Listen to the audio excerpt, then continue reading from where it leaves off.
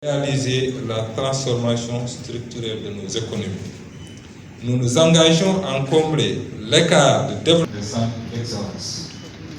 Dans le domaine des pandémies, tout en améliorant la qualité des services rendus aux populations ainsi que les systèmes nationaux de collecte de données qui permettront de renforcer l'inclusion financière, d'augmenter le taux moyen de croissance annuelle du PIB par habitant de 1,5% et de réduire le taux de pauvreté de 0,2%.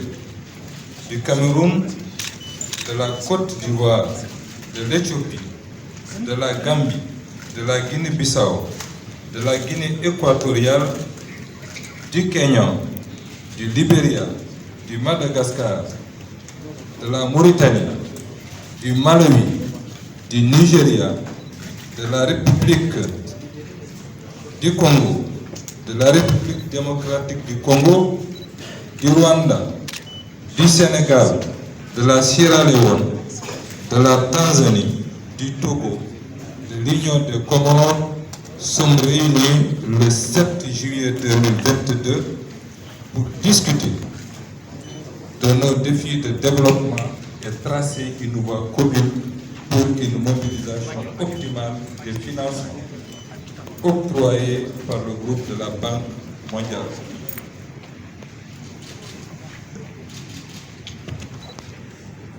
Nous remercions Son Excellence M. Macky Sall, président de la République du Sénégal et président en exercice de l'Union africaine, pour l'initiative de cette importante réunion.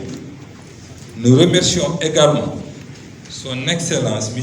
Alassane Ouattara, président de la République de Côte d'Ivoire, pour avoir porté notre plaidoyer commun en faveur des ressources de IDA 2020, pour le financement des projets et programmes du groupe de la Banque mondiale. La déclaration d'Abidjan du 15 juillet 2021 établissait 3 priorités. Premièrement, l'amélioration du capital humain. Deuxièmement, la création d'emplois par des politiques de développement du secteur privé. Et troisièmement, la relance économique. La COVID-19 a fortement contribué à la fragilisation de nos économies. À cela viennent s'ajouter les conséquences de la crise entre l'Ukraine et la Russie. Sur l'évolution économique et sociale récente, nous saluons les efforts entrepris par l'ensemble de nos pays pour lutter contre la pauvreté. Nous reconnaissons que, malgré ces efforts, la pauvreté en Afrique augmente pour la première fois depuis une génération, déclenchée par les conséquences de la pandémie à Covid-19 et aggravée par de nombreux chocs internes et externes, notamment le changement climatique et les conflits. Nous constatons également que la plupart des pays du continent n'ont pas connu de progrès significatifs dans les domaines tels que la réduction de la pauvreté, l'atteinte des objectifs du développement durable et l'accumulation du capital humain. L'impact disproportionné de ces chocs sur les populations les plus vulnérables, notamment les femmes, les enfants et les populations déplacées, constitue pour nous une vive préoccupation. Depuis 2020, les conséquences de la pandémie à corona COVID-19 et les tensions géopolitiques nées de la guerre entre l'Ukraine et la Russie ont fortement réduit les marges budgétaires à moyen terme et ont exacerbé les vulnérabilités liées à la dette publique. À fin mai 2022, 23 pays de notre continent présentent un risque élevé de surendettement ou sont en surendettement. Dans ce contexte critique pour l'Afrique, nous nous félicitons du succès de la reconstitution record des ressources de l'IDA pour un montant total de 93 milliards de dollars US. Nous remercions vivement l'ensemble de nos partenaires qui ont contribué à la mobilisation de ce montant historique. À travers la présente déclaration, en rapport avec les entités du groupe de la Banque mondiale chargées du financement des secteurs publics et privés, nous nous engageons à définir et rendre opérationnels de façon urgente et optimale les projets et programmes qui permettront de relever nos défis de développement. Appel à l'action de Dakar. Cet appel à l'action de Dakar exprime notre engagement en faveur d'une relance forte et d'une transformation durable et inclusive de nos économies en partenariat avec IDA.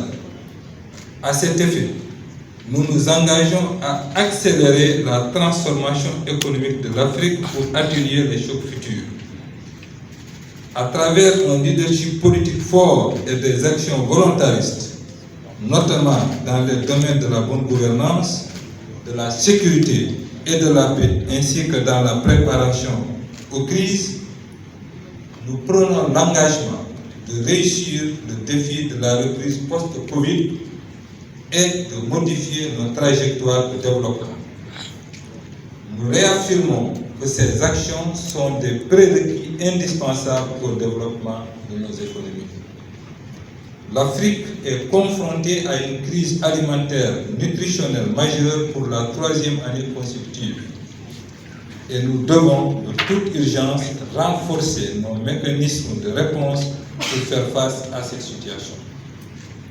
Avec les ressources de l'IDA 20, nous investirons dans les domaines prioritaires de développement pour surmonter les défis structurels tels que la fragilité, le changement climatique et la dégradation de l'environnement. Nous prenons l'engagement d'améliorer la productivité agricole par l'innovation dans les chaînes de valeur alimentaire et de développer une agriculture adaptée au changement climatique afin de réduire notre dépendance à l'égard des importations de produits alimentaires. Nous rappelons à la communauté internationale la nécessité critique et urgente de prendre des mesures immédiates pour lutter contre les changements climatiques en Afrique. Reconnaissant que le plus grand atout de l'Afrique pour relever les défis climatiques est son capital naturel inégalé qui assure la subsistance de plus de 70% des Africains, nous intensifierons nos efforts pour revitaliser les écosystèmes en encourageant la restauration des paysages et la gestion durable des forêts à travers des programmes tels que l'initiative La forêt de l'Afrique centrale, pour l'initiative pour la forêt de l'Afrique centrale, CAFI, le Fonds bleu pour le bassin du Congo et le Fonds vert climat. La croissance économique, la création d'emplois et les réponses au changement climatique dépendent toutes d'une transition énergétique juste et équitable. Nous réaffirmons notre engagement à prendre des mesures pour assurer l'accès universel à une énergie abordable, fiable, durable et moderne pour tous d'ici 2030. Cela nécessite la fourniture de l'électricité à 85 millions de personnes supplémentaires par an au cours des 8 prochaines années, ce qui exigera une mobilisation sans précédent des investissements publics et privés. Nous engagerons également les efforts visant à investir dans l'énergie à faible émission de carbone, notamment les énergies renouvelables, le gaz qui constitue pour le continent une énergie de transition afin d'atteindre les objectifs d'accès universel à l'électricité. IDA 20 devront favoriser une forte implication du secteur privé et requiert un accompagnement de